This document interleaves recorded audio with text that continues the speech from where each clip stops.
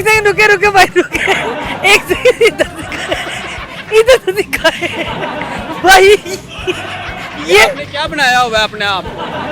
अंदर से क्या निकला? ये आपने क्या बनाया हुआ है अपने आप को? आपने क्यों उतारा?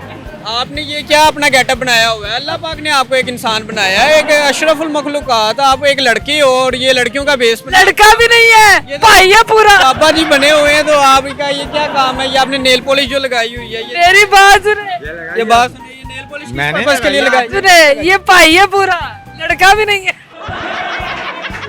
ये जी गौर से देखे, ये जी क्या उतारिएगा, उतारे तो सही, एकदम उतारे तो सही। पापा जी आप उतारो,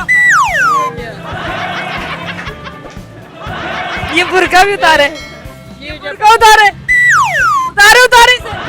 क्यों उतारा रही है? आप उतारे तो सही। मैं नहीं उतारता। अच्छा एकदम उतारे, नहीं उतारना। आप उतारे। मैंने नहीं उतारना। ये बाल क्या है? क्या है बालों को? ये बाल दाढ़ी मुच्छे अच्छे भले आप बंदे, आप ये क्या कर रहे हैं? औरत बन के क्या मिलता है? ऐसे तो देते नहीं है, मर्दों को नहीं देते। मर्दों को नहीं देते, औरतों को देते हैं।